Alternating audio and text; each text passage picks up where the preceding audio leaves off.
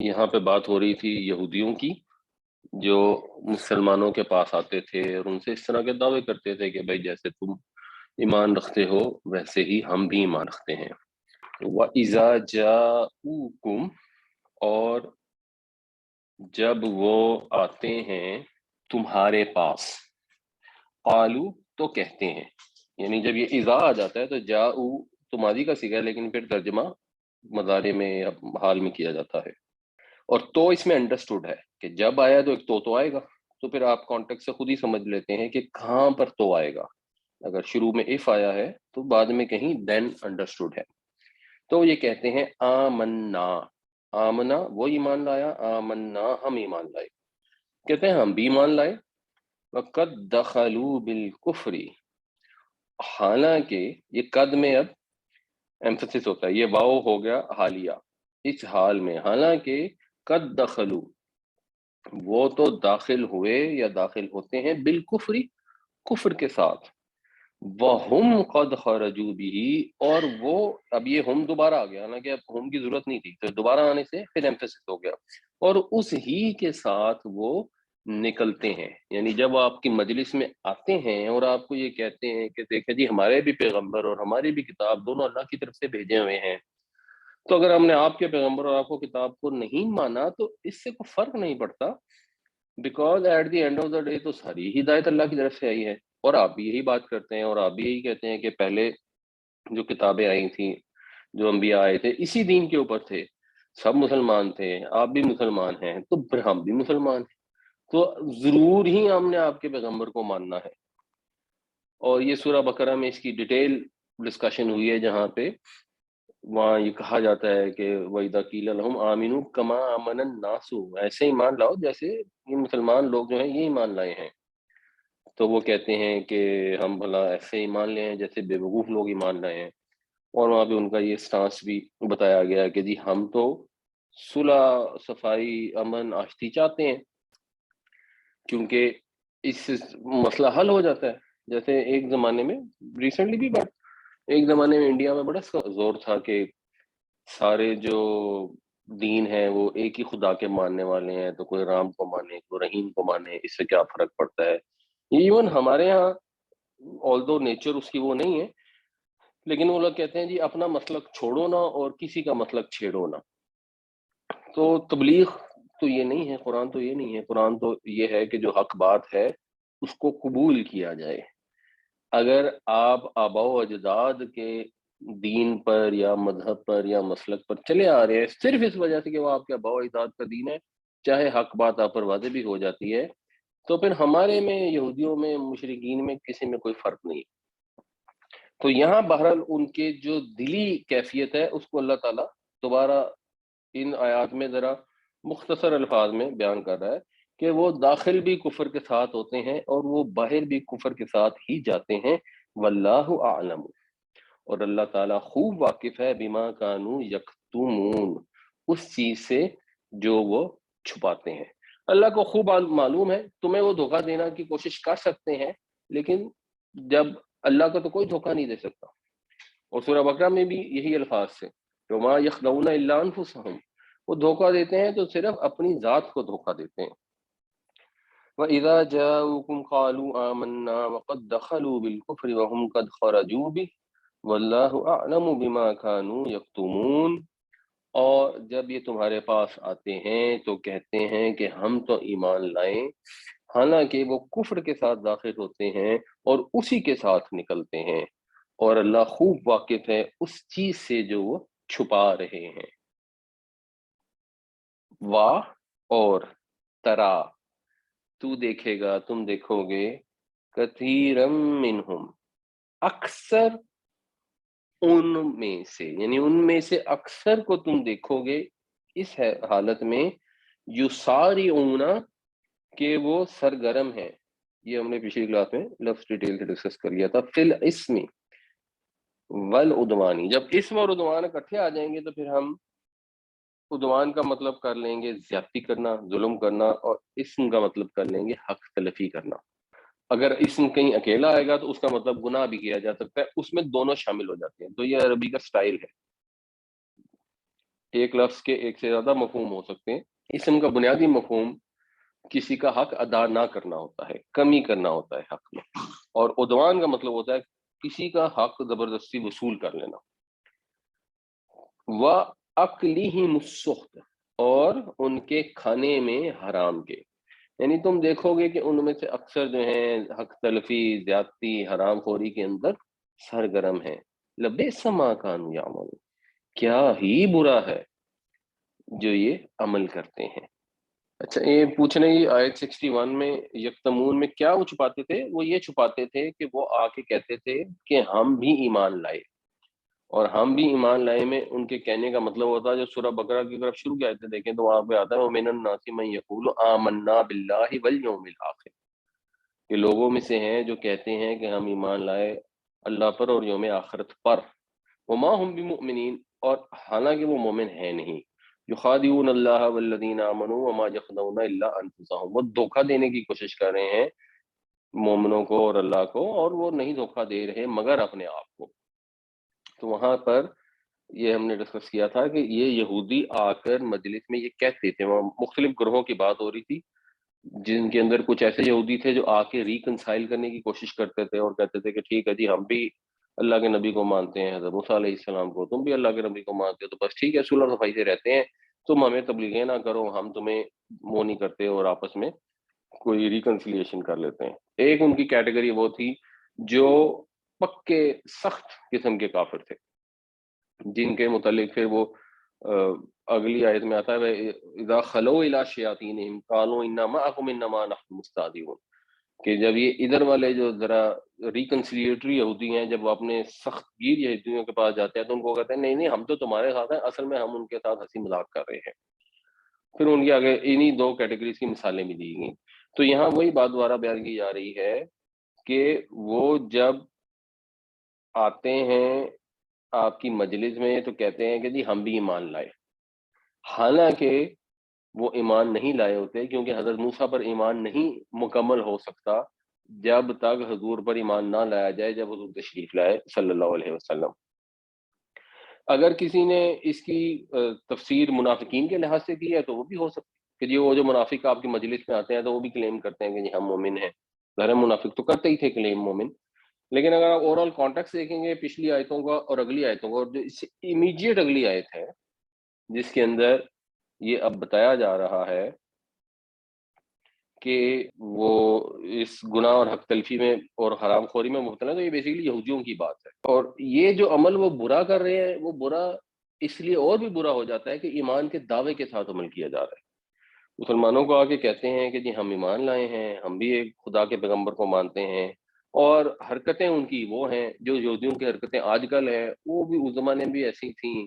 سود کھانا ان کا کام تھا، اور زیادتی کرتے تھے، سازشیں کرتے تھے جہاں موقع ملتا تھا. ابھی آج ایز آف ٹوڈے آپ دیکھ لیں اسرائیل جو کچھ کر رہا ہے اس سے زیادہ ظلم دنیا میں کہیں اس وقت ہو نہیں رہا جو کنٹینیوسلی اتنے سالوں سے ہوتا چلا رہا ہے. نہیں کشمیر میں بھی بڑا ظلم ہو رہا ہے، بٹ اسرائیل کا ظلم تو اس سے بھی کہیں بڑھ کر ہے. تو اس وقت بھی ان کی یہی حرکتیں تھیں اور دعویٰ ایمان کا تھا، تو اس ایمان کے دعوے کے ساتھ ایسی حرکتیں کرنا کتنا برا کام ہے جو یہ کر رہے ہیں. وَتَرَى كَثِيرًا مِّنْهُمْ يُسَارِعُونَ فِي الْإِثْمِ وَالْعُدْوَانِ وَأَكْلِهِمُ السُّحْتَ لَبِئْسَ مَا كَانُوا يَعْمَلُونَ، اور تم دیکھو گے ان میں سے اکثر کو کہ وہ سرگرم ہیں حق تلفی میں، زیادتی میں اور حرام خوری میں. کیا ہی برا ہے جو کچھ یہ کر رہے ہیں. لولا ینہاہم، لو کیوں، اس کا مطلب اگرچہ بھی ہوتا ہے کیوں بھی ہوتا ہے. کیوں لا نہیں، ینہاہم نہیں کا مطلب ہوتا ہے کسی چیز سے منع کرنا. کیوں نہیں منع کیا ہم ان کو. اب یہ ینہا ویسے تو سنگولر ہے لیکن آگے فائل جو ہے پلورل ہے، اور جب فائل سے پہلے فعل آتا ہے تو سنگولر ہی استعمال ہوتا ہے. کیوں نہیں منع کرتے ان کو الربانیون، ان کے ربانی، ان کے اللہ والے، ان کے علماء یا مشائخ، والاحبار، ان کے فقہا کیوں نہیں کرتے، ان قولہم الاسم، ان کے گناہ کی بات کرنے سے، ان کے اس طرح کے باتیں کرنے سے جو گناہ کے وہ کام کرتے ہیں ان کی باتیں کرنے سے، پلس ان کی گناہ کی باتوں میں جھوٹی شہادتیں بھی تھیں، اور یہ بھی ان کی گناہ کی بات تھی کہ اللہ کا رسول ہے، اللہ کے رسول کو جان گئے، پہچان گئے، اور پھر بھی جان بوجھ کر نہیں مان رہے۔ وَأَكْلِهِمُ السُّحْتَ، اور حرام کھانے سے۔ لَبِئْسَ مَا كَانُوا يَصْنَعُونَ، کتنا برا ہے جو وہ گھڑ رہے ہیں، کتنی بری حرکت ہے جو وہ کر رہے ہیں۔ یہ اردو میں بھی ہم لفظ استعمال کرتے ہیں صنعت کا۔ صنعت کہتے ہیں ایک کاریگری کر کے، صنعت کاری کر کے کوئی چیز بنانا۔ آپ کے پاس انپٹ آتی ہے را مٹیریل کی، آپ اس سے ایک فنش گڈ بناتے ہیں، لیکن آپ اس کے اندر کچھ نہ کچھ پروسیس کرتے ہیں۔ یعنی صنعت کار جو ہوتا ہے وہ بیسیکلی کاریگر ہوتا ہے۔ تو ایک تو ہوتا ہے نا برا عمل ویسے ہی کو کر دینا، اور ایک ہوتا ہے بڑی ایفرٹ کر کے اس کے اوپر فوکس کر کے کاریگری سے برا عمل کرنا۔ تو یہ جو ان کے فقہا اور علماء تھے، یہ بڑی کاریگریاں دکھاتے تھے، جو فتوے گھڑتے تھے، جس کے بعد وہ کہتے تھے کہ اچھا جی یہ تو اللہ کی طرف سے ہیں، اور اس لیے کہ ان کو اس کے بدلے کوئی چھوٹی موٹی قیمت مل جائے۔ تو ہمارے ہاں بھی انفارچونیٹلی آپ دیکھیں گے تو آپ کو محسوس ہوگا، ظاہر ہے آپ کسی کی نیت پہ شک نہیں کر سکتے، آپ کو محسوس ہوگا کہ بڑی ایفرٹ کر کے ایسے ایسے فتوے گھڑے جاتے ہیں، اور ایسے ایسے عقیدے گھڑے جاتے ہیں جن سے دنیا کا کاروبار چمک سکے، جن کا قرآن حدیث سے تعلق نہ ہو، جو قرآن حدیث کے مزاج کے بالکل برعکس ہوں۔ ایک ہمارے نبی کریم صلی اللہ علیہ وسلم کی سیرت ہے، دنیا میں آپ کو بھیجا گیا لوگوں کے اخلاق کی تکمیل کے لیے، مکارم اخلاق کو مکمل کرنے کے لیے، اور یہاں پر لوگ پھر ثابت کرنے کی کوشش کرتے ہیں کہ نہیں نہیں فلاں فلاں غلط کام بڑا صحیح ہے، اور اس کو جسٹیفائی کرنے کی کوشش کرتے ہیں۔ آپ نے کسی قسم کا آپ کو فتویٰ چاہیے نا، آپ کو کہیں نہ کہیں سے مل جائے گا، چاہے آپ نے کچھ بھی کرنا ہو۔ اور یہودی تو اس چیز میں ایکسپرٹ تھے۔ تو یہ ان کے علماء کو توجہ دلائی جا رہی ہے، لولا ينهاهم الربانيون والاحبار عن قولهم الاثم واكلهم السحت لبئس ما كانوا يصنعون، کیوں نہیں منع کرتے ان کے علماء اور فقہا ان کو گناہ کی بات کہنے سے اور حرام کھانے سے، کیا ہی بری ہے حرکت جو وہ کر رہے ہیں۔ وقالت الیہود، اور کہا یہودیوں نے، ید اللہ، اللہ کا ہاتھ۔ obviously اللہ کا ہاتھ میٹافور محاورے کے طور پہ ہے، کیونکہ ہم محاورہ اس طرح کا استعمال کرتے ہیں، ورنہ اللہ تعالیٰ کے ساتھ ہاتھ ویسے ایسوسیٹ کرنا فزیکلی جیسے ہمارے ساتھ ہے وہ تو obviously نہیں کیا جا سکتا۔ مغلولہ، مغلولہ جو ہے یہ اس کا روٹ ہے غین لام لام، غلہ یا غلو، اس کا مطلب ہوتا ہے کہ چیز کو باندھنا، توق پہنانا۔ یہ پھر وہ اغلال جو ہیں وہ بھی اسی سے لفظ نکلا ہے۔ تو غین لام لام سے جو مفعول بنے گا وہ بنے گا مغلول، یعنی جس کو باندھا گیا ہو، بندھا ہوا۔ اور ید جو ہے یہ عربی میں مؤنث ہوتا ہے، تو پھر کیونکہ ید مؤنث ہے اس لیے مؤنث آ گیا مغلولتن۔ اچھا، غلہ اس نے باندھا، تو غلط ہوگا اس مؤنث نے باندھا، ضربہ اس نے مارا، ضربت اس مؤنث نے مارا، غلط اس مؤنث نے باندھا، اور غلت جو ہے پھر اس کا پیسیفائڈ بن جاتا ہے کہ اس مؤنث کو باندھا گیا۔ غلت ایدیہم، باندھ دیے گئے ان کے ہاتھ، یا بندھے ہوئے ہیں ان کے ہاتھ، یا بند جائیں گے ان کے ہاتھ۔ یہ ایک طرح سے بددعائیہ لعنت کا جملہ بنتا ہے کہ یہودی یہ کہتے ہیں کہ اللہ کے ہاتھ بندھے ہوئے ہیں۔ کیوں؟ اس کو دو تین طریقے سے سمجھا جا سکتا ہے۔ ایک یہ کہ قرآن شریف میں کچھ آیتوں میں آیا کہ من ذا الذی یقرض اللہ قرضا حسنا، کون ہے جو دے اللہ کو قرض حسن؟ تو لوگوں نے کہا لو جی آج کل تو اللہ میاں بڑے غریب ہوئے ہیں کہ بندوں سے مانگ رہے ہیں۔ یہ یہودیوں کی اس طرح کی گستاخیاں کرنے کی عادت تھی۔ ایک اس سینس میں بھی ہو سکتا ہے کہ یہودیوں کے پاس حضرت عیسیٰ علیہ السلام کے بعد سے تو کوئی پیغمبر آئے ہی نہیں، اور پھر جب پیغمبر آئے تو وہ پیغمبر بھی بنی اسماعیل میں آ گئے، تو اب ان کو ویسے ہی اس کے اوپر جلن تھی کہ جی اللہ کے ہاتھ بند گئے ہیں، اللہ کے جھوٹ ہو گیا نعوذ باللہ، جو ہمارے ہاں وہی نہیں بھیجی انہوں نے، اور پھر بھیجی نہیں اتنا عرصہ، اور اس کے بعد بھیجی بھی تو ادھر بھیج دی۔ تو دونوں میں سے کوئی مطلب ہو سکتا ہے، موسٹ پرابلی یہ اس سے متعلق ہی ہے جو انفاق کرنے کی بات ہوتی ہے، کیونکہ یہودی کنجوس بھی بہت تھے۔ تو جب وہ مسلمانوں کو دیکھتے تھے کہ ان سے مطالبہ کیا جا رہا ہے انفاق کا، انہوں نے ہر چیز کا مذاق اڑانا تھا، ہوتا تھا اس چیز کا بھی مذاق اڑاتے تھے، پیچھے ہم ڈسکس کر چکے ہیں کہ وزان کا بھی مذاق اڑاتے تھے، اللہ کا دین کا اوور آل مذاق اڑاتے تھے۔ تو اللہ تعالیٰ کہتے ہیں غلت ایدیہم، بند جائیں ان کے ہاتھ، یعنی ان کے اوپر لعنت ہے اس حرکت کی وجہ سے. اور وہ آگے الفاظ بھی آگے وَلُعِنُوا، اور ان پر لعنت ہو بما قالو، اس وجہ سے جو انہوں نے کہا. کہ ان کے یہ بات کرنے کی وجہ سے اللہ تعالیٰ کی شان کے متعلق ایسے الفاظ ادا کرنے، اور ان کو پتا تھا اللہ کی شان کا، وہ تو سب سے زیادہ پہچاننے والے تھے، کتاب کے عالم تھے، وہ اہل کتاب تھے. باقی سارے عرب جو تھے وہ تو ان پڑھ تھے، امی تھے. یہ اہل کتاب تھے، اللہ کو پہچانتے تھے، اللہ کی شان میں ایسی باتیں کریں اگر. اور یہ چیز اس وقت بھی ڈسکس کی تھی جب انہوں نے آ کے کہا نا یہودیوں نے حضرت موسیٰ علیہ السلام سے، جس وقت انہوں نے کہا کہ جی اللہ نے حکم دیا ہے کہ گائے ذبح کرو، تو وہ آگے آگے سے کہتے ہیں تتخذونا ہزوا، کیا آپ ہم سے مذاق کر رہے ہیں؟ تو حضرت موسیٰ علیہ السلام نے فرمایا اعوذ باللہ ان اکون من الجاہلین، کہ میں اللہ کی پناہ میں آتا ہوں کہ میں جاہلوں میں سے ہو جاؤں. یعنی اگر اللہ تعالیٰ کے نام لے کے آپ کسی سے مذاق کریں کہ اللہ نے یہ حکم دیا ہے اور اصل میں وہ مذاق ہو، تو یہ تو انتہائی جہالت کی بات ہے.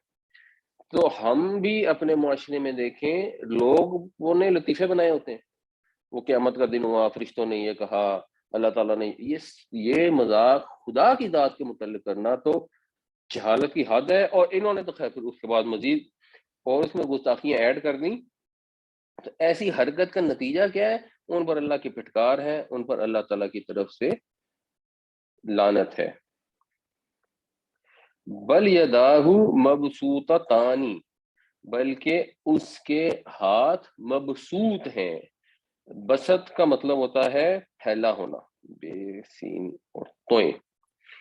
بسط یبسط کسی چیز کو پھیلانا، تو پھر مبسوط ہوگا پھیلائی ہوئی چیز، یعنی پھیلے ہوئے، یعنی کھلے کشادہ.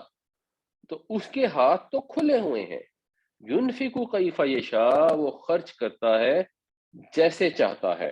دونوں ہاتھ اس کے کھلے ہوئے ہیں، وہ جیسے چاہتا ہے خرچ کرتا ہے، جیسے چاہتا ہے خرچ کرتا ہے. کا مطلب ایک تو یہ ہے کہ اگر وہ لوگوں سے مانگ رہا ہے تو ایکچولی وہ اس نے اپنے لیے تو مانگنی نا، وہ آگے لوگوں پہ خرچ ہونا ہے. اور دوسرا مطلب یہ ہو سکتا ہے کہ یہ اگر وحی کے متعلق ہے تو اللہ نے وحی ادھر کرنے کی وجہ ادھر کر دی. اللہ کی مرضی، وہ جیسے چاہتا ہے وہ خرچ کرتا ہے. اور اس کو سپورٹ ایکچولی اس والے کانسیپٹ کو کہ یہ اللہ کی وحی کے متعلق بات ہو رہی ہے، اگلے پورشن سے بھی ملتی ہے. وہ کیا ہے جی؟ وَلَيَزِيدَنَّ كَثِيرًا مِّنْهُمْ، یزید وہ زیادہ کرتا ہے، لَيَزِيدَنَّ وہ یقیناً ضرور بالضرور زیادہ کرتا ہے، کثیرا منہم ان میں سے اکثر کو، ان میں سے اکثر کو بڑھاتا ہے. کیا کون بڑھاتا ہے؟ ما انزل الیک، جو آپ کی طرف نازل کیا، یعنی جو کتاب آپ کی طرف نازل کی گئی ہے وہ ان میں سے اکثر کو بڑھا دیتی ہے. میرے ربی کا، آپ کے رب کی طرف سے جو کتاب نازل کی ہے کس چیز میں بڑھا دیتی ہے؟ طغیاناً، یہ تمجیز ہوتی ہے. یعنی آپ پہلے ایک جملہ تقریباً مکمل سا لگتا ہے اور اس میں ایک تشنگی سی ہوتی ہے کہ کیا. تو عربی اس کی یہ ہے کہ یقیناً ضرور بالضرور بڑھا دیتی ہیں ان میں سے اکثر کو وہ کتاب یا وہ چیز جو نازل کی گئی ہے آپ کی طرف، آپ کے رب کی طرف سے. تو کس چیز میں بڑھا دیتی ہے یہ نہیں پتا. تو یہ نہیں پتا، وہ آگے پھر آتا ہے طغیاناً، یہ نصب میں ہمیشہ ہوتا ہے تمجیز، یعنی اسپیسیفائر، یہ پھر اسپیسیفائی کر دیتی ہے کس چیز میں بڑھاتی ہے، طغیانی میں بڑھاتی ہے. وَكُفْرًا، اور کفر میں بڑھاتی ہے، انکار میں بڑھاتی ہے.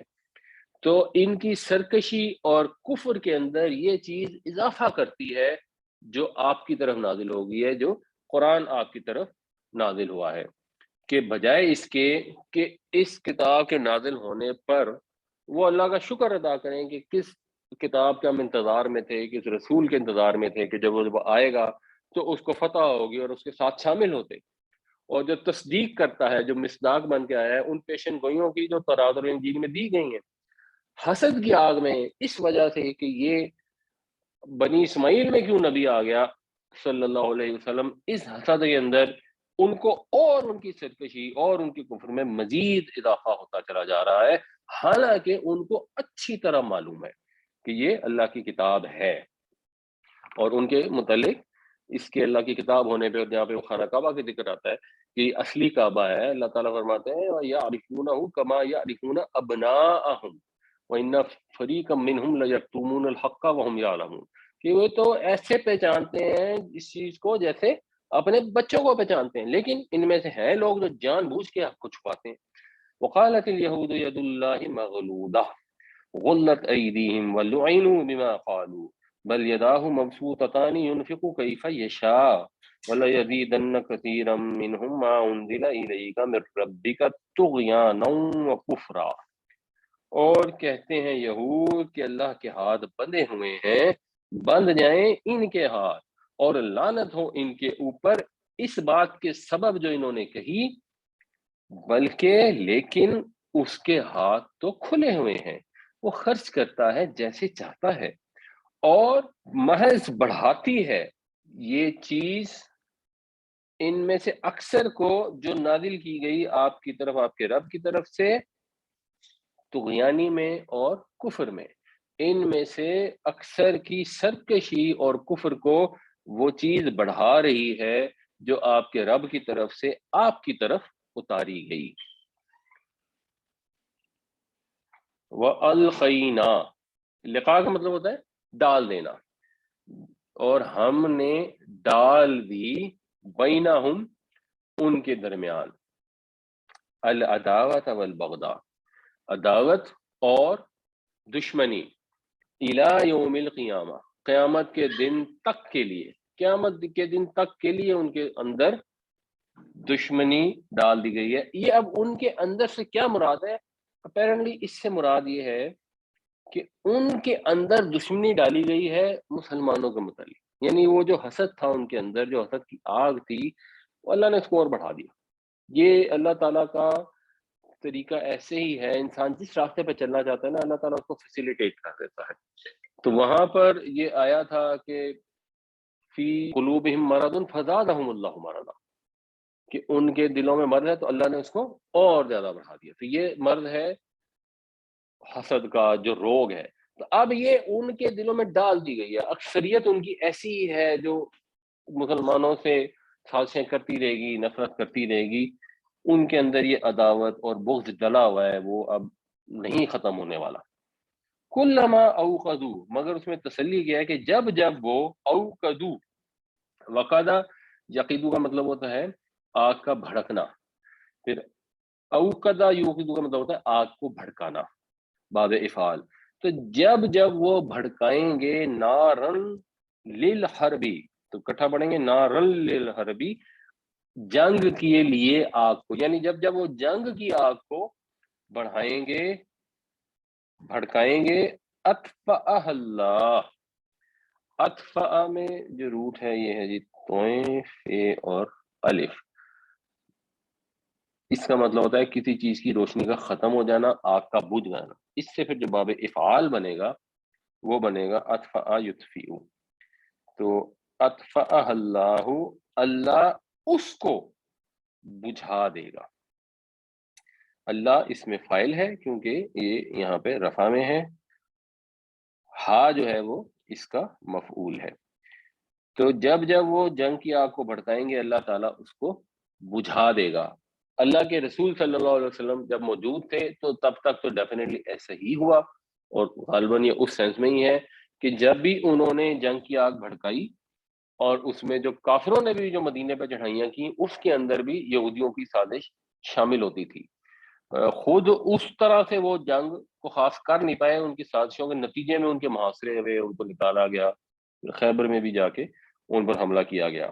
لیکن جو جنگیں بھڑکائی تھیں وہ انہوں نے ہی بھڑکائی تھی، لیکن اللہ تعالیٰ نے پھر ان کو بجھا دیا. جنگ خندق ہوئی، اس میں پھر وہ جنگ کی آگ بجھ گئی، کفار واپس چلے گئے، اور ایونچولی پھر فتح مکہ ہو گئی، پھر تو فتح مبین ہو گئی. وَيَسْعَوْنَ فِي الْأَرْضِ فَسَادًا، اور وہ سعی کرتے ہیں، کوشش کرتے ہیں، سرگرم ہیں زمین میں فساد برپا کرنے کے لیے. وَاللَّهُ لَا يُحِبُّ الْمُفْسِدِينَ، اور اللہ تعالیٰ مفسدین کو، فساد برپا کرنے والوں کو پسند نہیں کرتا. یعنی اللہ تعالیٰ سخت ناپسند کرتا ہے. اس سٹائل میں یہ مفہوم ہوتا ہے ایکچولی کہ اللہ تعالیٰ کو سخت ناپسند ہے ایسے لوگ جو زمین میں فساد برپا کرنا چاہتے ہیں. اور اگر کوئی یہودی فساد برپا کرنا چاہتے ہیں تو ذرا وہ بھی ناپسند ہے. اگر کوئی عیسائی فساد برپا کرنا چاہتے ہوں گے کبھی بھی قیامت تک تو وہ بھی اللہ کو ناپسند ہوں گے. اگر مسلمان یہ کام کرنا چاہیں گے تو وہ بھی ناپسند ہوں گے. اللہ تعالیٰ نے اسلام کو بھیجا ہے امن کے لیے. اسلام کے اندر جہاں جنگ ہے وہ بھی منیمم ہے، کوشش کی جاتی ہے، اور جنگ کے اندر جو لوگوں کی جانیں جاتی ہیں اس کو بھی حتی الامکان کم سے کم منیمائز کیا جاتا ہے۔ اور ویسے فساد پھیلانا، دہشت گردی کرنا، تخریب کاری کرنا، اس طرح کی سازشیں کرنا کہ لوگ آپس میں لڑنے لگ جائیں، یہ مسلمانوں کا کام نہیں ہے، چاہے مسلمان معاشروں میں جا کے وہ فساد برپا کریں یا غیر مسلم معاشروں میں کریں۔ وَأَلْقَيْنَ بَيْنَهُمُ الْعَدَاوَةَ وَالْبَغْضَاءَ إِلَى يَوْمِ الْقِيَامَةِ كُلَّمَا أَوْقَدُوا نَارًا لِلْحَرْبِ أَطْفَأَهَا اللَّهُ وَيَسْعَوْنَ فِي الْأَرْضِ فَسَادًا وَاللَّهُ لَا يُحِبُّ الْمُفْسِدِينَ۔ اور ہم نے ڈال دی ان کے درمیان دشمنی اور بغض قیامت کے دن تک کے لیے، جب جب یہ کوئی لڑائی کی آگ بھڑکائیں گے اللہ اس کو بجھا دے گا، اور وہ سرگرم ہیں زمین میں فساد کے لیے، اور اللہ تعالیٰ نہیں پسند کرتا فساد برپا کرنے والوں کو۔ وَلَوْ أَنَّ أَهْلَ الْكِتَابِ آمَنُوا، اور اگر اہل کتاب ایمان لاتے، وَاتَّقَوْا، اور تقوی اختیار کرتے، لَكَفَّرْنَا عَنْهُمْ سَيِّئَاتِهِمْ۔ کفر کا مطلب بنیادی ہوتا ہے کسی چیز کو دبا دینا، چھپا دینا۔ اس سے پھر جو باب تفعیل بنتا ہے نا، وہ بنتا ہے کفرا یکفیرو، اس کا مطلب ہوتا ہے کسی کی ناپسندیدہ چیز کو اس سے دور کر کے چھپا دینا، دور کر دینا۔ تو ہم دور کر دیتے ان سے، عنہم ان سے، سیئاتہم ان کی برائیاں، ہم جھاڑ دیتے ان سے ان کے گناہ۔ وَلَأَدْخَلْنَاهُمْ جَنَّاتِ النَّعِيمِ، اور ہم ان کو داخل کرتے یقیناً ضرور نعمت والے باغوں میں۔ یعنی اگر اہل کتاب ایمان لاتے اور تقوی اختیار کرتے، اب بقول ان کے وہ تو ایمان لائے ہوئے تھے تورات کے اوپر، حضرت موسیٰ علیہ السلام کے اوپر، وہ ایمان ہے نہیں، کیونکہ تورات نے اور حضرت موسیٰ علیہ السلام نے ان کو حکم دیا تھا کہ میرے بعد جو نبی آئیں گے ان کو بھی ماننا۔ تو حضرت عیسیٰ علیہ السلام آئے تو یہود نے ان کو نہیں مانا، رسول تھے اللہ کے۔ پھر رسول اللہ صلی اللہ علیہ وسلم تشریف لائے تو ان کو بھی نہیں مانا۔ تو اس کا مطلب ہے کہ انہوں نے صحیح معنوں میں کتاب پر ایمان بھی نہیں رکھا اور تقوی کی روش بھی اختیار نہیں کی۔ اگر وہ ایسا کر لیتے تو ان سے جو کمیاں، کوتاہیاں، خامیاں، گناہ ہوئے ہوتے، اللہ تعالیٰ ان کو دور فرما دیتا اور ان کو نعمت والے باغوں میں داخل کرتا۔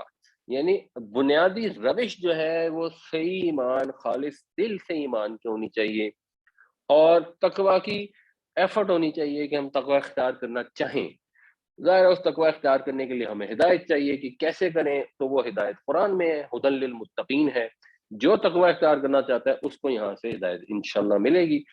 تو اگر وہ روش اختیار کریں گے تو یہ اس کا لازمی نتیجہ ہے، اور یہ آخرت کا نتیجہ ہے۔ اور یہ آیت اس سینس میں بڑی امپورٹنٹ ہے اپنی اگلی والے آیت کے ساتھ مل کر، کہ یہاں پہ ایک بہت بڑی امپورٹنٹ حقیقت کو بیان کیا جا رہا ہے جو جنرلی دنیا میں اب تقریباً پریویل کر گئی ہے، اس کے خلاف لوگوں کے اندر انڈرسٹینڈنگ، اس کو ہم آگے ڈسکس کرتے ہیں۔ وَلَوْ أَنَّ أَهْلَ الْكِتَابِ آمَنُوا وَاتَّقُوا لَكَفَّرْنَا عَنْهُمْ سَيِّئَاتِهِمْ وَلَأَدْخَلْنَاهُمْ جَنَّاتِ النَّعِيمِ۔ اور اگر اہل کتاب ایمان لاتے اور تقوی اختیار کرتے تو ہم جھاڑ دیتے ان سے ان کے گناہ، اور ضرور داخل کرتے انہیں نعمت والے باغوں میں۔ وَلَوْ أَنَّهُمْ أَقَامُوا التَّوْرَاةَ وَالْإِنْجِيلَ، اور اگر وہ قائم کرتے، جیسے اقامت الصلاۃ ہوتی ہے نا، نماز قائم کرنے کا مطلب ہوتا ہے نماز کو جیسے جیسے اللہ نے حکم دیا ہے اس طرح قائم کرنا، اپنے وقت پر ادا کرنا، جماعت کے ساتھ ادا کرنا، خشوع خضوع کے ساتھ ادا کرنا۔ اسی طرح یہاں لفظ ہے تورات اور انجیل کو قائم کرنے کا۔ تو اس قائم کرنے کا مطلب یہ ہے کہ اس کے مطابق اپنی زندگی کے تمام معاملات چلاتے۔ تورات اور انجیل یعنی اللہ کی کتاب کے ساتھ اپنے زندگی کے معاملات کا تعلق قائم کرتے، کیونکہ اللہ تعالیٰ کتاب اس لیے عطا فرماتا ہے کہ اس کے اندر جو احکام قوانین ہیں ہم اپنی زندگی اس کے مطابق گزاریں، چاہے فرد کی زندگی ہو چاہے جماعت کی زندگی ہو۔ جو اب عیسائیوں کا کانسیپٹ ہے، اور ٹو سم ایکسٹینٹ یہودیوں کا بھی ہے، بٹ عیسائیوں کا پراپر کانسیپٹ یہی ہے کہ دین ایک علیحدہ چیز ہے اور حکومت ایک علیحدہ چیز ہے، معاشرے کے معاملات ایک علیحدہ چیز ہے، دین اور دنیا کو علیحدہ علیحدہ رکھو، جس کو خدا خوفی کرنی ہے یا خدا کی عبادت کرنی ہے، چرچ میں جائے عبادت کر رہا ہے جب اس کا دل چاہتا ہے. دین کو دنیا کے معاملات میں لانے کی کوشش نہ کرو. ان کی کتابوں میں بھی سود حرام ہے، ان کی کتابوں میں بھی شراب حرام ہے، ان کی کتابوں میں بھی خنزیر حرام ہے، ساری چیزیں حرام ہیں. لیکن وہ کہتے ہیں کہ بھائی اس کو چھوڑو، اور جو بے حیائی حرام ہے، اڈلٹری حرام ہے، ساری چیزیں حرام ہیں. آپ ان کو ڈھونڈیں گے. سود کو ڈھونڈنا تھوڑا سا مشکل ہے، اس کو انہوں نے کیونکہ وہ یہودیوں نے کافی زیادہ مکس کر دیا ہے، بٹ شراب، اڈلٹری، یہ ان چیزوں کے متعلق تو آپ کو واضح آیتیں ہیں جو بائبل میں موجود ہیں، جو کلیئرلی بتاتی ہیں کوک کے متعلق کہ صریحاً حرام ہے. لیکن انہوں نے اس کو علیحدہ کر دیے کہ اچھا جی اس کا کوئی تعلق نہیں ہے دنیا والوں سے، قانون سے. حکومت اس کے متعلق کوئی قانون نہیں بناتے، حکومت نے وہ ساری چیزیں آزاد کر دی ہیں. جیسے اب ہماری بھی کچھ حکومتوں کو بہت شوق چڑھا ہوا ہے. ہمیں پتہ ہے کہ یو اے ای کے اندر پہلے ہی شراب کی الاؤڈ تھی، آپ ہیں، اب انہوں نے اور چیزیں میں الاؤ کر دی ہیں. اگر کوئی شادی کے بغیر رہنا چاہتے ہیں اس کے اوپر بھی کوئی حکومت کو اعتراض نہیں ہے. کیوں؟ ان کا خیال یہ ہے کہ ایسی چیزیں کرنے سے دنیاوی طور پہ ان کو پراسپیرٹی ملے گی، اور ایک کثیر تعداد یہی سمجھتی ہے. یہ ہمارے بھی اخباروں میں کالم آتے رہتے ہیں، کچھ ایسے کالمسٹ لکھتے رہتے ہیں کہ پاکستان میں شراب کی کوئی اجازت نہیں ہے، اس لیے یہاں پہ ترقی نہیں ہو رہی، اس لیے ہم بیکورڈ جا رہے ہیں. حالانکہ ہم بیکورڈ جب جا رہے ہیں اس کا دین سے تو کوئی تعلق ہی نہیں ہے. دین نے تو آپ کو کہیں سکھایا، دور دور تک نہیں سکھایا کہ کسی مظلوم کو پکڑو اس کو قتل کر دو. دین تو بالکل اس کے الٹ ہے. دین نے تو یہ بتایا کہ جس نے کسی ایک انسان کی جان لی اس نے ساری انسانیت کو قتل کر دیا، اور جو کسی ایک مسلمان کو ناحق قتل کرے گا اس کا ٹھکانہ جہنم ہے، اس سے کبھی باہر نہیں نکل سکتا. تو دین تو وہ بتا ہی نہیں رہا، جس کو لوگ یہ کہنے کی کوشش کرتے ہیں کہ کیونکہ ہمارے شراب الاؤڈ نہیں ہے نا اس وجہ سے ہم لوگ اس طرح کی حرکتیں کرتے ہیں، یا کیونکہ ہمارے یہاں وہ ساری فیسلٹی نہیں ہے جس کی وجہ سے ہمارے گورے آ سکیں اس لیے ہم ترقی نہیں کر پاتے. یہ آیت اس کو بڑی کلیئرلی ایکسپلین کرتی ہے کہ اگر وہ قائم کریں گے تورات کو اور انجیل کو، وما انزل الیہم من ربہم، اور اس کو جو ان کی طرف نازل کی گئی ان کے رب کی طرف سے. اچھا یہ اس میں ایڈیشنل پوائنٹ بڑا امپورٹنٹ ہے کہ قرآن شریف، یہاں تورات انجیل پہلے ہوگی، اور دوسری چیز کیا نازل کی؟ قرآن. تو قرآن بھی کیونکہ ساری دنیا کے لیے آیا ہے، قرآن صرف بنی اسماعیل کے لیے تو آیا نہیں تھا، قرآن تو سب کے لیے آیا تھا. تو ان کا کام تھا کہ جب تک قرآن نہیں آیا تھا اور انجیل نہیں آئی تھی تو تورات کو قائم کرتے. تورات کو قائم کر لیا، پھر حضرت عیسیٰ علیہ السلام تشریف لائے تو انجیل کو بھی قائم کرتے. اور تورات اور انجیل کو قائم کرنا ایک ہی بات ہے. اور جب قرآن آ گیا تو پھر قرآن کو بھی قائم کرتے، وہ بھی ایک ہی بات ہے. کیونکہ پیچھے ہم نے پڑھ لیا کہ جو قرآن ہے یہ سب آسمانی کتابوں کی مہمن ہے، ان کی حفاظت کرتی ہے. اگر ان میں کوئی تحریفات ہو گئی تھی تو قرآن نے ان کی تصحیح کر دی ہے. بنیادی بیسک میسج تو سب کا سیم ہے. تو اگر وہ یہ کرتے تو ہوتا کیا؟ لَأَكَلُوا مِن فَوْقِهِمْ وَمِن تَحْتِ أَرْجُلِهِمْ، تو وہ کھاتے. لَأَكَلُوا وہ کھاتے، مطلب کھاتے یعنی وہ رزق پاتے. کہاں سے پاتے؟ من فوقہم اپنے اوپر سے، ومن تحت ارجلہم اور اپنے پیروں کے نیچے سے، اپنے قدموں کے نیچے سے.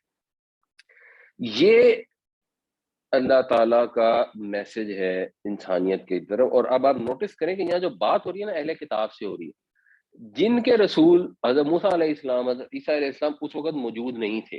یعنی قرآن شریف میں کچھ وعدے ایسے ہوتے ہیں جو رسولوں سے ہوتے ہیں.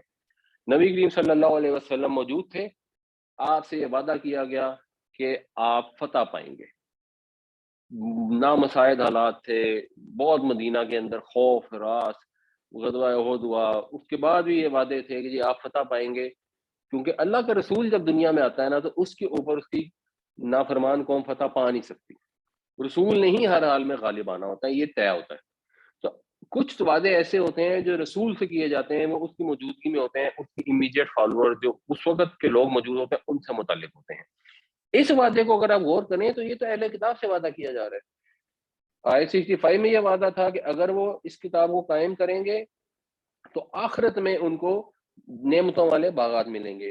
اور اس آیت میں یہ بتایا جا رہا ہے کہ اگر وہ اپنی کتابوں کو قائم کریں جس وقت جو کتاب موجود تھی تو اللہ تعالیٰ دنیاوی رزق ان کو عطا فرمائے گا، آسمان سے بھی اور پیروں کے نیچے سے بھی. بے پناہ رزق ان کو ملے گا، اوپر سے بھی اور نیچے میں بھی.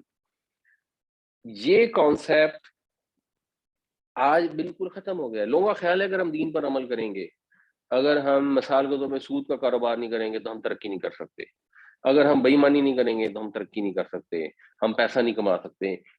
اللہ تعالیٰ نے اس کے بالکل برخلاف بات فرمائی ہے. اللہ تعالیٰ تو کہہ رہے ہیں آپ جو بھی اللہ کی کتاب آئی ہے، نازل ہوئی ہے، اس کو آپ رائج کر دیں، یعنی جماعتی طور پر اس کے اوپر اگر آپ عمل کر دیں تو نتیجہ یہ ہوگا کہ رزق حلال میں اضافہ ہوگا، اوپر آسمان سے رزق نازل ہوگا، نیچے سے زمین سونا اگلے گی. آسمان سے پھر اللہ کی برکت بھی شامل حال ہو جاتی ہے نا، پھر بارشیں بھی ہوتی ہیں، فصلیں بھی اگتی ہیں. اور یہ وقت انسانیت نے دیکھا حضرت سلیمان علیہ السلام، حضرت داؤد علیہ السلام کے زمانے میں بھی، اور یہ وقت دیکھا حضرت عمر علیہ رضی اللہ عنہ کے زمانے میں بھی، جس وقت یہ سچویشن آ گئی کہ لوگ زکوٰۃ لے کے کھڑے ہوتے تھے کہ کوئی مانگنے والا لینے والا مل جائے، اور کوئی ایسا بندہ نہیں ملتا تھا جس کو بھوکا ہوتا ہے اور جس کو رزق کی ضرورت ہوتی. تو کانسیپٹ یہ ہے کہ ایمان پر زندگی گزارنے کے لیے دینداری کو چھوڑ دینا لازمی نہیں ہے، اور نہ ہی آخرت میں اچھا مقام پانے کے لیے دنیا میں ذلیل و خوار ہونا لازمی ہے، یہ بھی ضروری نہیں ہے. اللہ تعالیٰ نے تو دونوں چیزوں کا وعدہ کیا ہے. وعدہ ہے یہ جماعتی طور پہ، اور لاجیکلی بھی آپ دیکھیں نا تو یہ سمجھ آتی ہے اگر غور کیا جائے بنیادی طور پہ. تو سورۃ تکاثر میں آتا ہے ثم لا تسألن یومئذ عن النعیم، کہ انسان کو جو نعمتیں دی گئی ہیں ان کے متعلق اس سے سوال ہوگا. اس نعمتوں میں پیسہ بھی ہے، اس نعمتوں میں وقت بھی ہے. یعنی انسان نے اپنا وقت اور اپنا پیسہ ایفیشینٹ طریقے سے صرف کرنا ہے، اس نے اپنی زندگی کے اندر پروڈکٹیوٹی اور ایفیشنسی لانی ہے. اگر آپ سیرت کا مطالعہ کریں، قرآن و حدیث کی روشنی میں نبی کریم صلی اللہ علیہ وسلم اور صحابہ کی زندگی کا مطالعہ کریں، تو آپ کو پتہ لگے گا کہ جس چیز کو ہم دنیاوی سینس میں بات کرتے ہیں اس کے اندر بھی بہت زیادہ ایفرٹ تھی. نبی کریم صلی اللہ علیہ وسلم نے اتنے جنگوں میں تشریف لے گئے. غزوہ تبوک کا اگر آپ ڈیٹیل پڑھیں گے کیسے گرمی کے اندر کتنی مشقت کا سفر تھا. ایک اونٹ کے اوپر 3 بندے تھے، باری باری ایک بندہ سوار ہوتا تھا، 2 پیدل چلتے تھے. اتنا لمبا گرمی کا سفر کر کے وہاں سے پھر آپ واپس تشریف لائے. جو جنگیں کی گئیں ان میں کیسے حکمت عملی اختیار کی گئی. ہمارے نبی پاک صلی اللہ علیہ وسلم اللہ کے رسول تو تھے ہی، لیکن بحیثیت حکمران بہترین حکمران تھے.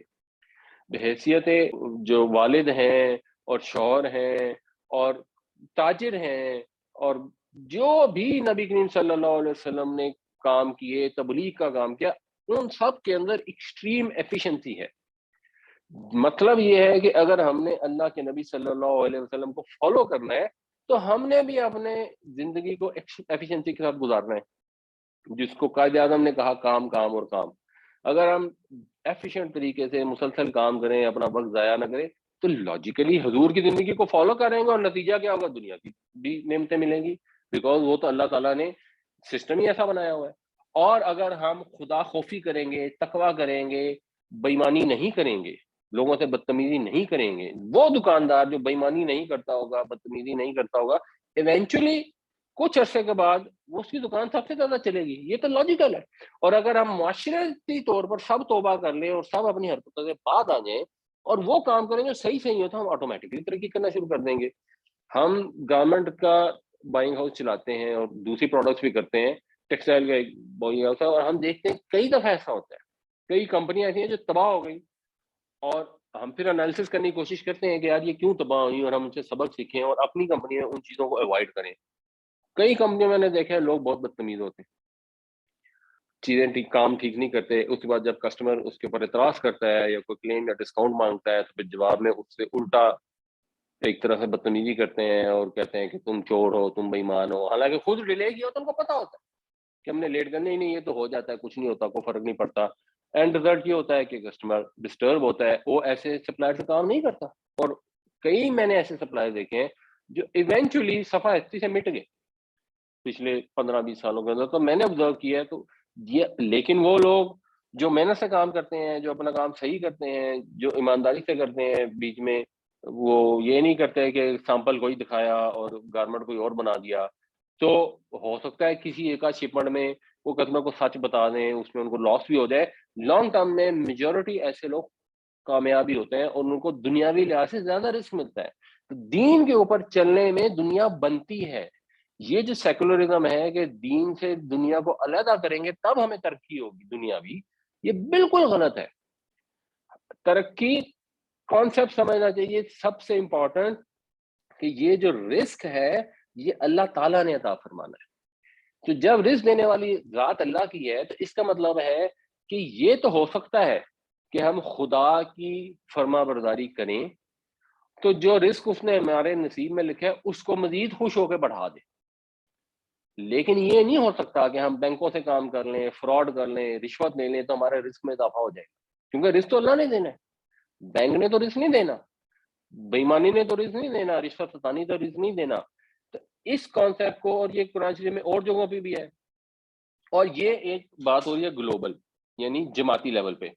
انڈیویجول کے کیس میں کیا ہے اس پہ بھی ہم آتے ہیں، پہلے آج مکمل کر لیں. منہم امۃ مقتصدہ، ان میں سے ہے ایک گروہ. مقتصدہ، قصد کا مطلب ہوتا ہے درمیان کا رستہ اختیار کرنا، اعتدال کرنا. کسی چیز کے جو مڈ ویلیو ہوتی ہے نا، ایوریج، اس کو بھی قصد کہتے ہیں. تو اسی سے نا لفظ قاصد کا بھی ہے. قاصد ایکچولی وہ ہوتا ہے جو درمیان میں ہوتا ہے، ایک خط لکھنے والا ہے ایک خط پڑھنے والا ہے، ان کے درمیان میں جو ہوتا ہے وہ قاصد ہوتا ہے.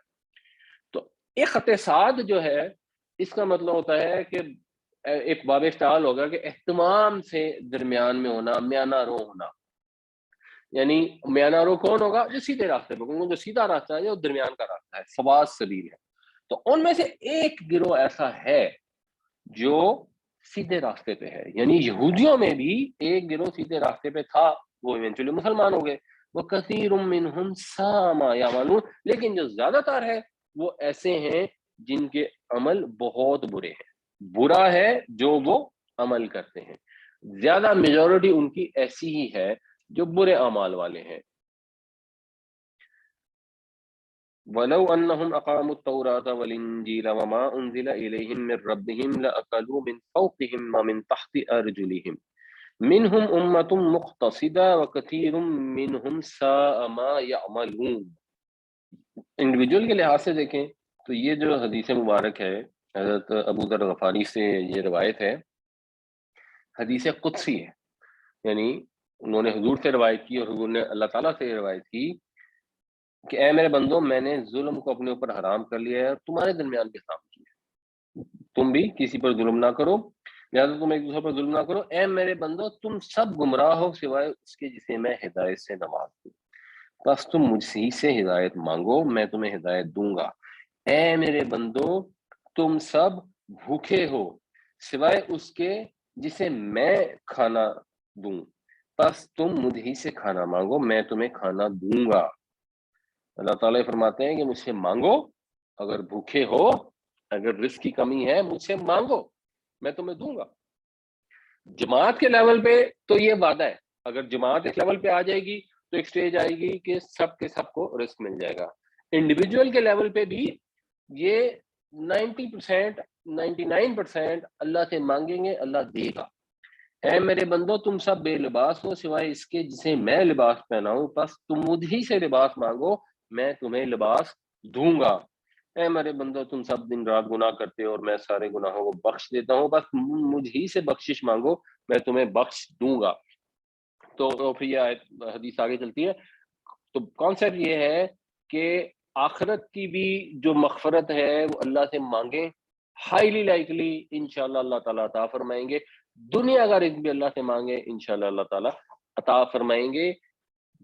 اصل کانسیپٹ یہ ہے، جا کے کسی فراڈ سے، کسی غلط طریقے سے، کسی دو نمبری سے، کسی کے ساتھ ظلم کر کے، کسی سے رشوت بٹور کے، کسی فراڈ کاروبار میں انوالو ہو کے، ملاوٹ کر کے اس سے اپنا رزق نہ مانگے.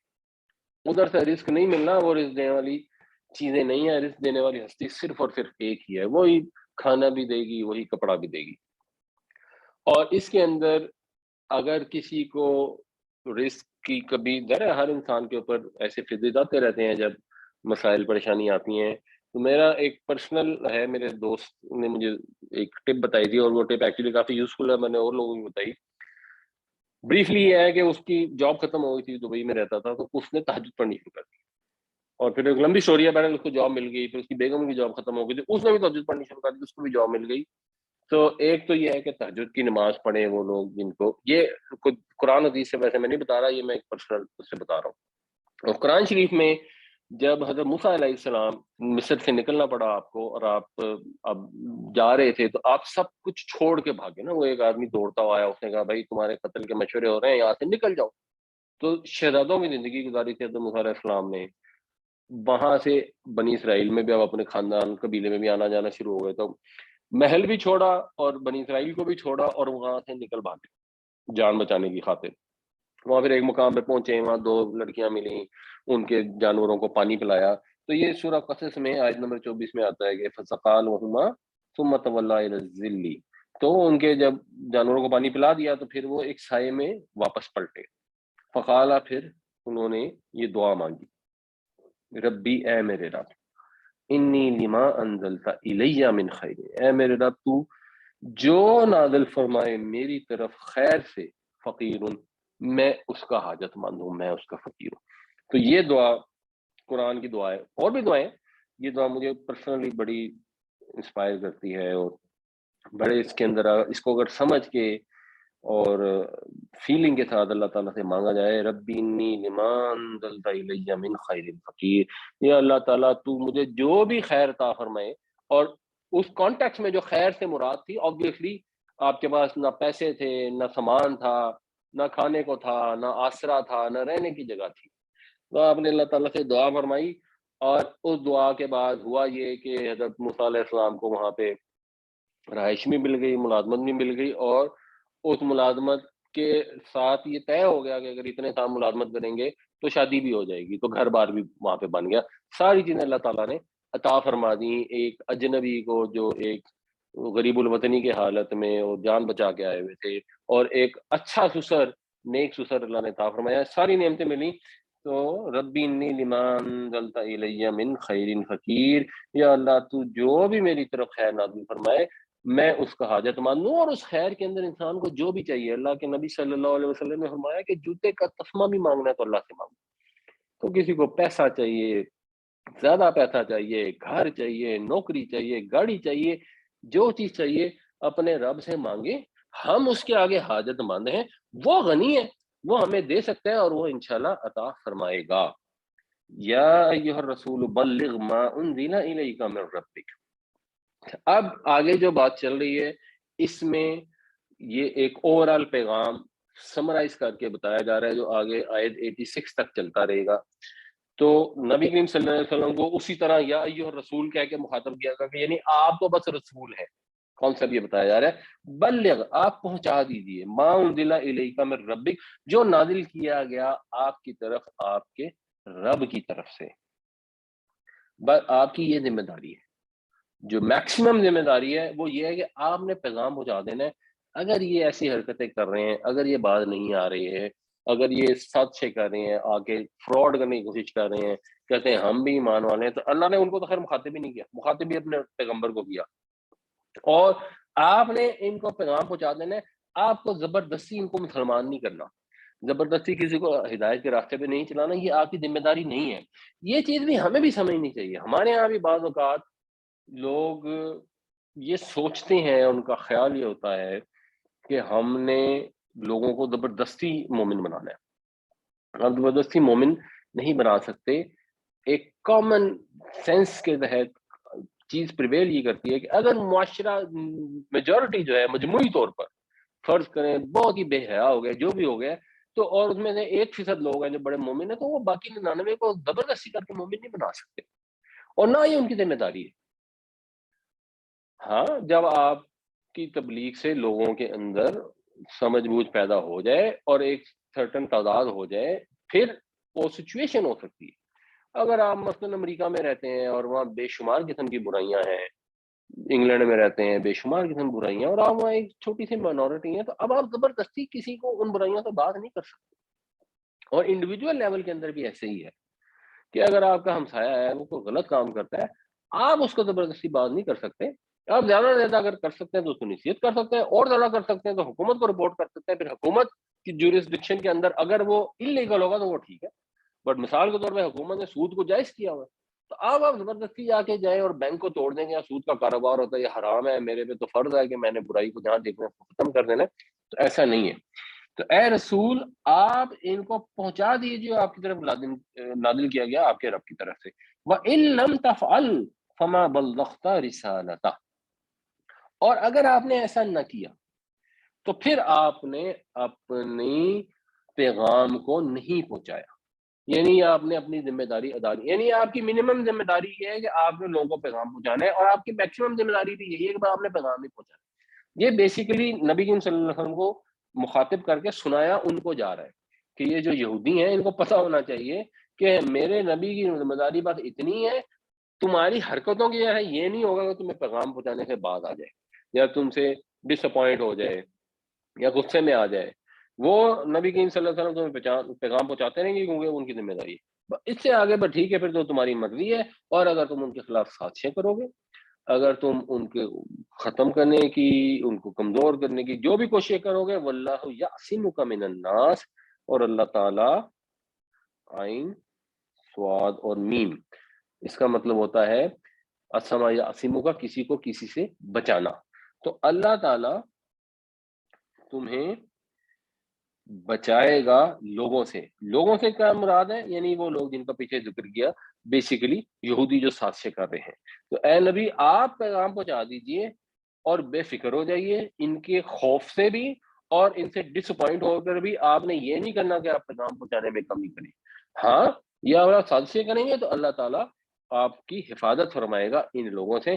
ان اللہ لا یہدی القوم الکافرین، بے شک اللہ تعالیٰ ہدایت نہیں دیتا کافر لوگوں کو۔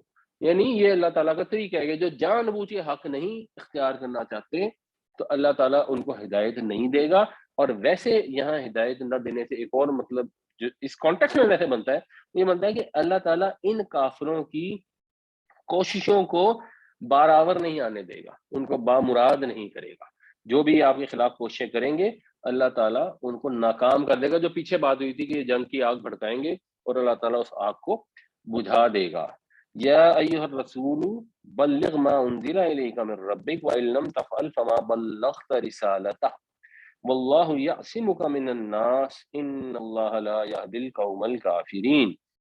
اے پیغمبر پہنچا دیجئے اس چیز کو جو آپ کی طرف اتاری گئی آپ کے رب کی طرف سے، اور اگر آپ نے ایسا نہ کیا تو آپ نے اس کے پیغام کو نہیں پہنچایا، یعنی اللہ کے پیغام کو نہیں پہنچایا، اور اللہ تعالیٰ آپ کی حفاظت فرمائے گا ان لوگوں سے۔ بے شک اللہ تعالیٰ ہرگز راہیاب نہیں کرے گا کافروں کو۔ قل کہہ دیجئے، یا اہل الکتابی، اے اہل کتاب، لستم نہیں ہو تم، علی شیئن کسی چیز پر، یعنی تمہاری کوئی بنیاد نہیں ہے، تمہاری کوئی بیس نہیں ہے، اور یہ ان کے لیے بھی ہے اور ہمارے لیے بھی ہے۔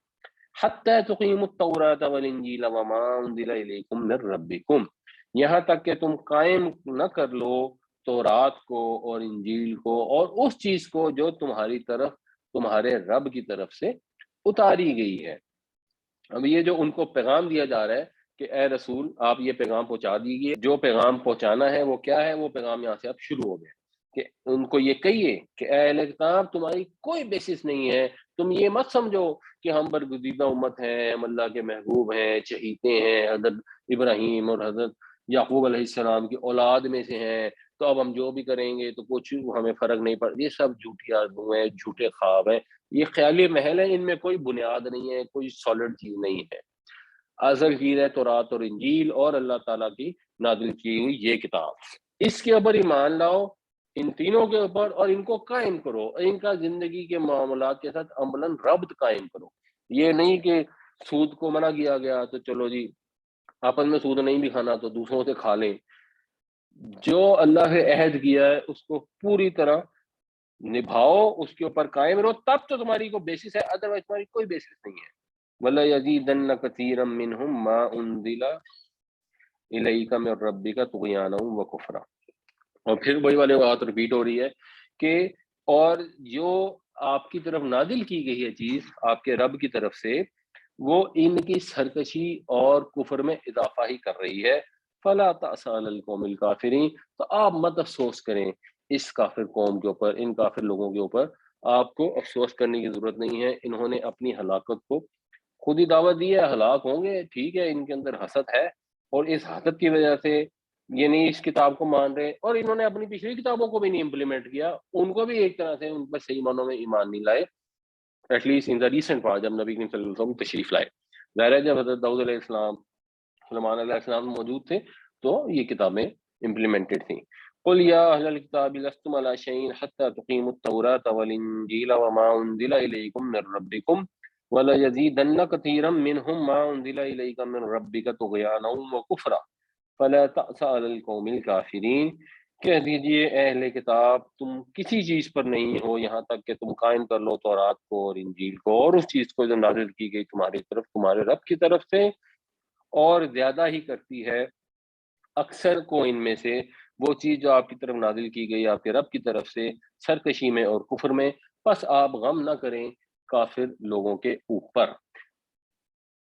ان الذین آمنوا والذین ہادوا والصابئون والنصارى، یہ آیت سورہ بقرہ میں گزر چکی ہے اور نے ڈیٹیل اس کو ڈسکس کر لیا تھا. یہاں سب بیسیکلی ترجمہ کر لیتے ہیں کہ بے شک وہ لوگ جو ایمان لائے اور وہ لوگ جو یہودی ہوئے، اور صابی بھی ایک قوم تھی جو ان پر بھی کو پیغمبر آئے ہوں گے بعد میں، ان لوگوں نے بھی اپنے دین میں چینجز کر لی اور کچھ لوگوں کا خیال ہے کہ ستاروں کی پرستش شروع کر دی. بٹ یہ بات ہو رہی ہے جس وقت جس قوم کے پاس جو ہدایت آئی ہوتی تھی اس سچویشن میں. من نصارہ اور نصرانی، من آمن باللہ والیوم الآخر، جو کوئی ایمان لایا اللہ پر اور یوم آخرت پر، وعمل صالحا، اور عمل کیے ٹھیک عمل کیے نیک، فلا خوف علیہم ولا هم یحزنون، تو ان کے اوپر کوئی خوف نہیں ہوگا اور نہ ہی وہ غمگین ہوں گے. یہ کون سی جگہ ہے جہاں پہ کوئی خوف نہیں ہوگا اور کوئی غم نہیں ہوگا، جہاں کوئی مستقبل کا اندیشہ نہیں ہوگا اور جہاں کوئی ماضی کا دکھ نہیں ہوگا؟ یہ جگہ بیسیکلی جنت ہے. تو اس ترکیب کے استعمال سے یہ سٹائل ہے کہ ان کو جنت میں جگہ ملے گی اگر وہ یہ کام کریں گے. کیا کام کریں گے؟ کام بڑے سادہ ہیں، اللہ پہ ایمان لانا، یوم آخرت پہ ایمان لانا اور نیک عمل کرنا. جب تک نبی کریم صلی اللہ علیہ وسلم تشریف نہیں لائے تھے تو وہ انجیل کو قائم کرتے، تورات کو قائم کرتے، تو یہ نیک عمل تھا. جب حضور تشریف لے آئے تو حضور پر ایمان لانا اس نیک عمل میں شامل تھا. اگر حضور کا انکار کر دیا تو ظاہر سی بات انہوں نے نیک عمل نہیں کیا. اگر یہ ہم نے خیر پہلے ڈسکس کر چکے ہیں کہ اس آیت سے یہ مطلب نہیں نکل سکتا کہ آپ عیسائی ہیں تو عیسائی رہیں، کوئی بات نہیں، اور سیدھے جنت میں چلے جائیں گے وہ نیک عمل کرتے رہیں. تو نیک عمل ہے کیا؟ سب سے بڑا اصل کام تو یہ حق کو قبول کرنا. جب آپ نے حق کا انکار کر دیا، اللہ کے آخری نبی صلی اللہ علیہ وسلم جن کا ذکر آپ کی کتابوں میں موجود ہے، جو ان پیشن گوئیوں کے بالکل صحیح مصداق بن کے آئے ہیں، جو کتاب موجود ہے جو بالکل صحیح موجود ہے اور حفاظت سے ہے، اس کو آپ نے مانا نہیں، تو ظاہر سی بات ہے عمل صالح تو نہیں ہوا. ان الذين آمنوا والذين هادوا والصابئون والنصارى من آمن بالله واليوم الآخر وعمل صالحا فلا خوف عليهم ولا هم يحزنون. بے شک وہ لوگ جو ایمان لائے اور وہ لوگ جو یہودی ہوئے اور صابی اور نصرانی، جو کوئی اللہ اور یوم آخرت پر ایمان لائے اور جس نے نیک عمل کیے، پس ان لوگوں کو نہ تو کوئی خوف ہوگا اور نہ ہی وہ غمگین ہوں گے. سر اس طرح ہے جیسے آپ نے بھی ایکسپلین کیا کہ یہ آپ جو ہے نا آیت پڑھیں تو اللہ تعالیٰ رزق فروانی سب کچھ ہو جاتا ہے، اس میں کوئی شک نہیں، اس میں ہمارا ایمان بھی ہے. میرا سوال یہ کہ ہم ہمارا وہ ملک ہے جہاں اتنے زیادہ محفل اذکار ہوتے ہیں، جگہ جگہ اتنا زیادہ، جو میرا جب بچپن تھا تو قرآن کی اتنی تعلیم نہیں تھی. اب تو جہاں میں رہتا ہوں ہمارے پاس آس پاس تو 10 گھروں میں قرآن کی تعلیم کے لیکچرز ہوتے ہیں، آن لائن علیحدہ ہوتے ہیں. اتنا کچھ ہونے کے باوجود سوسائٹی میں کوئی چینج نہیں ہے. تو میرے ذہن میں ہوتا ہے کہ جب تک ہمارا کردار صحیح نہیں ہوگا نا، ہم آپ کو دعا بتا دیں، وظیفہ بتا دیں، اس کے پیچھے قوم لگ جاتی ہے. وہ ہماری اپ برنگنگ ایسی ہوئی ہے. میٹرک کے لیے امتحان دینا ہے، گیٹ تھرو گائیڈ لے لو، وہ اکثر لوگ پاس بھی ہو جاتے ہیں.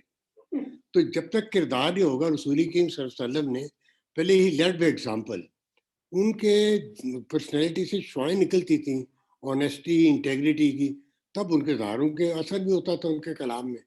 اور دوسروں کہتے تھے کہ وہ مسلمان ہیں، مطلب وہ صحیح ہیں، بھلے مسلمان نہ ہو، مانتے تھے. جب ہمارا کردار صحیح نہیں ہے، ہم ان وظیفوں کے پیچھے لگ جاتے ہیں، اپنا ہم نے کم تولنا چھوڑنا نہیں ہے، تو جتنی مرضی تصویر کر لیں، سوسائٹی میں چینج نہیں آ رہی ہے، اس پہ ذرا روشنی ڈال دیں۔ دیکھیں جی، آپ جو بات کر رہے ہیں نا وہ آپ کر رہے ہیں دوا کی. اگر آپ دعا نہیں کریں گے، وہ ایک تبلیغی جماعت والی مثال دیتے ہیں نا کہ جی اگر آپ پشاور جانے والی ٹرین میں بیٹھ دیں اور اللہ سے دعا کرنے شروع کر دیں کہ یا اللہ کراچی پہنچا دے، کراچی پہنچا دے، تو یہ اللہ تعالیٰ کا سسٹم نہیں ہے کہ وہ ٹرین کو موڑ کے کراچی لے جائے، اگرچہ وہ لے جا سکتا ہے. تو دعا کرنی تو بڑی ضروری ہے اور دعا کرنی بھی بڑی ضروری ہے، دونوں چیزیں بڑی ضروری ہیں. تو obviously دعا بھی ہم ڈسکس کریں گے، اپنے کام کو پروڈکٹیو کریں، ایفیشینٹ کریں، محنت کریں، وقت ضائع نہ کریں، نبی کریم صلی اللہ علیہ وسلم کی سیرت پر چلیں، بے ایمانی نہ کریں، یہ ساری بھی چیزیں ہیں، اور اس کے ساتھ دعا بھی ہے. میں کوئی پروجیکٹ پہ کام کرتا ہوں کسی بھی بزنس کے سلسلے میں، جب وہ کام پیک پہ چلتا ہے پھر میری جو ہمت ہے نا وہاں سے جواب دے جاتی ہے، مطلب میں اسے مزید موٹیویشن آئے میرے میں وہ ختم ہو جاتی ہے، اور کام پیک پہ چاہ کے ہو تو جاتے ہیں لیکن بڑی مشکل سے کام ہوتے ہیں، رک ہوتے ہیں. تو یہ اچھا، کیا وجہ، یہ ذرا بتائیے کہ مجھے ہدایت عطا فرمائے آپ. نہیں کام کی کوئی مثال دے کے بتائیں.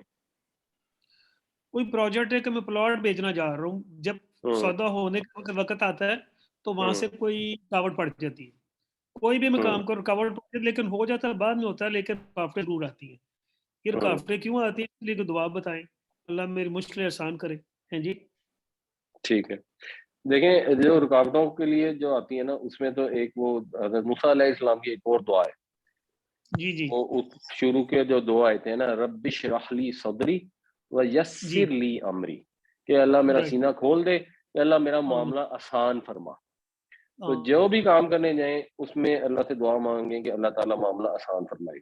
اچھا، دوسری چیز یہ ہے کہ ایک آپ کی جو پرسنل ہے اس کے لیے انگریزی میں ایک لفظ استعمال ہوتا ہے پروکاسٹینیشن. یہ پروکاسٹینیشن ہر ایک میں ہوتی ہے.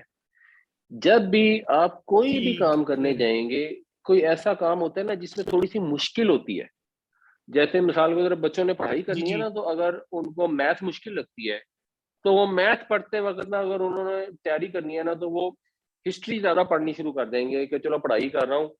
وہ میتھ کی طرف برین کے اندر کیمیکلز ہوتے ہیں جو ایکشن کرنا شروع کر دیتے ہیں، اریٹیٹ کرنا شروع کر دیتے ہیں، جو چیز انسان کو مشکل لگتی ہے. اس کے اوپر جی صحیح قابو پانے کے لیے انسان کو پھر اپنے آپ کو ڈسپلن کرنا پڑتا ہے. اس کو ڈسپلن کرنے کے لیے ہم اپنی کمپنی میں لوگوں سے ڈسکس کرتے ہیں، ایک ٹیکنیک ہے اس کو کہتے ہیں پوموڈورو. یہ آپ ویسے اس کو یوز کریں، آپ جو بھی کام کرتے ہیں. پوموڈورو جو ہے یہ اس کو وہ ہوتا ہی ہے کہ وہ کہتے ہیں کہ آپ اپنا جو ورک ڈے ہے نا اس کو آپ 25-25 منٹ کی سلاٹ میں ڈیوائڈ کر لیں. ٹھیک ہے. آپ جو کام آپ نے کرنا ہے نا، آپ کے مثال کے طور پہ آپ نے کوئی چیز کنسٹرکشن کرنی ہے یا کوئی بیچنی ہے، اس کا کوئی آپ نے ڈاکومنٹ لکھنا ہے یا دیکھنا ہے یا ریویو کرنا ہے، اور آپ گھبراہٹ ہو رہی ہے کہ یار یہ بڑا بورنگ اور بڑا مشکل کام ہے اور دل نہیں چاہ رہا، تو آپ 25 منٹ کا الارم لگا کے آپ کہیں یہ بات میں 25 منٹ کروں گا، اس سے زیادہ نہیں کروں. تو 25 منٹ کے لیے اپنے دماغ کو ڈسپلن کرنا ایکچولی بہت آسان ہے. آپ کہنا میں سارا دن لگا کے کام پورا کر لوں گا، اس میں مشکل ہو جاتی ہے، وہ نہیں ہو پاتا. تو آپ کہیں میں 25 منٹ کی سلاٹ ہے، اس میں بعد میں یہی کام کروں گا، اس میں نہ میں کوئی فون سنوں گا، نہ میسج دیکھوں گا، نہ ای میل دیکھوں گا، نہ چائے پینے جاؤں گا، نہ واش روم جاؤں گا، میں بس 25 منٹ یہی کروں گا. اس کے بعد پھر میں بریک لوں گا اور جو مرضی کروں گا. تو you can divide your whole day into 25 minutes. Hare 25 minute کے بعد منیمم 5 منٹ کی بریک کریں. تو یہ ایک بڑی اچھی ترکیب ہے، اس سے کافی فائدہ ہوتا ہے. یہ بھی آپ نے لفظ ہے ان شانیہ کا، آپ نے کہا یہ دشمن، اس میں شانیہ میں یہ روٹ لیٹرز کیا ہے سر؟ شین، نون اور الف. ہم نے نا یہ شنآن قومین بھی پڑھا تھا کہ کسی قوم کی دشمنی تمہیں آمادہ نہ کرے اس چیز پر کہ تم حق سے ہٹ جاؤ. تو یہ شین نون الف کا مطلب ہوتا ہے دشمنی کرنا، اور اس کے جب آپ فائل بنائیں گے نا تو بنے گا یعنی فائل، تو فائل بنے گا شانی یون، شانی یون یا شانی اون، پھر وہ بن جاتا ہے. تو وہ فائل ہے. تو یہ شانیون سے انا کیونکہ آ گیا نا، شانی آ ہو گیا، ان شانی اکا. یہ اللہ تعالیٰ ہم سب کو قرآن پڑھنے، سمجھنے، اس پہ عمل کرنے کی توفیق عطا فرمائے. اللہ تعالیٰ ہمیں دنیا میں بھی بھلائی عطا فرمائے، آخرت میں بھی اللہ عطا فرمائے. ربنا آتنا فی الدنیا حسنۃ وفی الآخرۃ حسنۃ وقنا عذاب النار. السلام علیکم ورحمۃ اللہ وبرکاتہ.